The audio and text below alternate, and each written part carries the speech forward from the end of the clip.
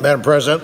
Senator from Missouri. I want to follow up on what Senator Whitehouse has been talking about. Certainly last year, he and I tried to find the middle ground on this issue where members of the Senate and the House would be willing to move forward together to try to deal with it. I think it's largely the potential damage and the potential danger of what this cyber threat means are both unknown, and if you do know about it, you don't quite understand what we could do about it or should do about it. And so we're coming together here again with Senator Blumenthal and Senator Graham to try to do what we can to have more information available as we move forward. There's no question that cyber breaches are serious. There's no question that they're a growing threat to our country's security. In my view, there's no question that it's our greatest vulnerability and a threat that we might not see coming if we don't do the right things, particularly as it might relate to the critical infrastructure outside of what the government monitors. Cyber attacks by criminals, by foreign intelligence, by military service, by terrorists have increased in frequency, have increased in what we see as the sophistication of those attacks, and these are very dangerous things for our country. They're certainly potentially dangerous in terms of the financial structure, the critical infrastructure, the ability to defend the country, and they've already resulted in billions of dollars of lost intellectual property.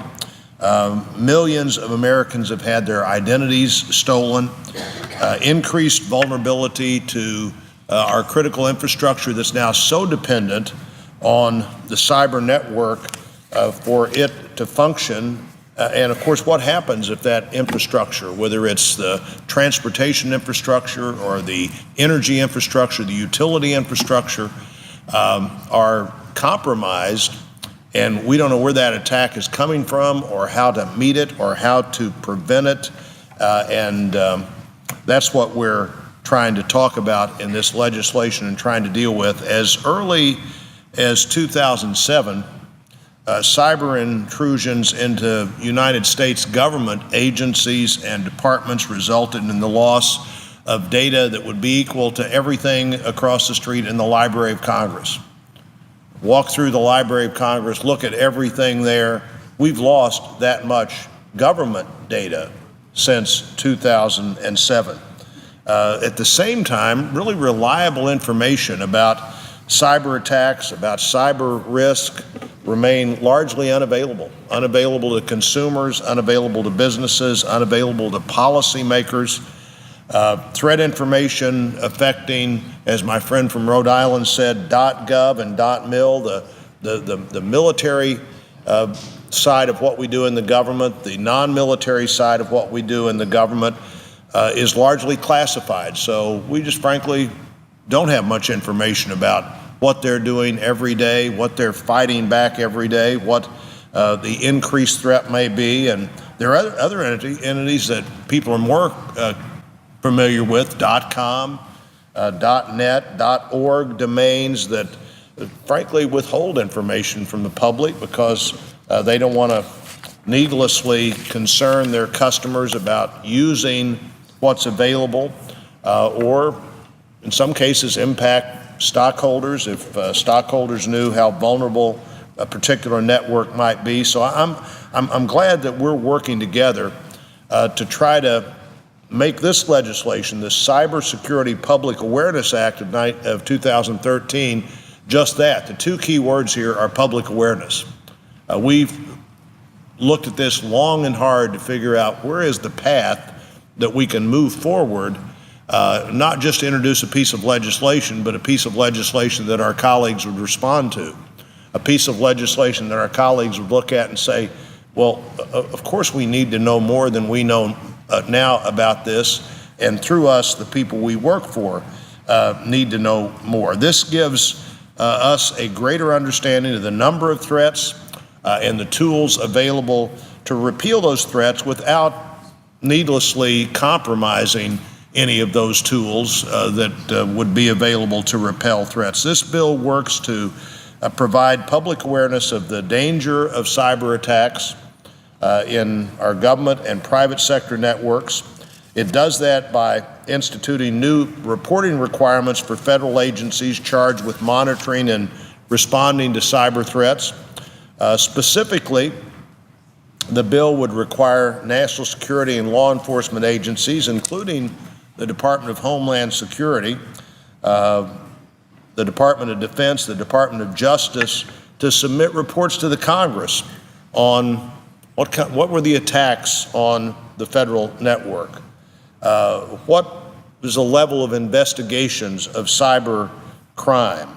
What other obstacles are out there to appropriate public awareness of what they put on the internet, how they put it on the internet, how vulnerable we may be to things that happen now that manage so many of the daily aspects of our life in the cyber world, and what are we doing about it? What are the cybersecurity threats, and to create an understanding that there is a way to respond, there's a way to share information, there's a way to make this work better. This bill will also include and does include provisions to enhance awareness of threats against our critical infrastructure. As I've said before, the critical infrastructure, whether it's financial, the utility infrastructure, the transportation infrastructure, all are things that now are so woven into the cyber networks that the ability to suddenly manipulate, the ability to infiltrate is all there, and we want to be sure we're looking at those threats in the right way. It's clearly complex. There's somebody out there right now thinking about things that we wouldn't want them to think about as to how they can manipulate and use these networks in dangerous ways. It's complex, it's critical to our national security challenges. Our response can't and shouldn't be to break down on partisan lines. It shouldn't be a response that we decide we can't do anything because we can't figure out how to work together. And so, again, I'm pleased to be working with my colleagues on this. Both Senator Blumenthal and Senator Whitehouse have the background of being the attorney generals of their state, of understanding the importance of both honoring the law and enforcing the law and protecting us in this new area of vulnerability. We can't prevent cyber security threats, but we can respond to those threats. However, we can't really respond to those threats, in my view, and I think the view of everyone who's going to be speaking about this today, without public support. Having more information will make a difference. Understanding how big this problem is will make a difference. Working together to try to solve it is absolutely essential. I believe it is our greatest vulnerability as a society. It's a vulnerability that will increase over time or decrease over time, and that largely is up to how we deal with it. And so, again, I'm glad to join my colleagues and look forward to hearing what Senator Blumenthal has to say about this, and appreciate the important background that he brings to this debate. And I would yield. Conclude our comments, or at least my comments here, by saying we all believe that greater awareness of the size of this problem and the effort that is being made every day to deal with it will create an important set of information as we move forward.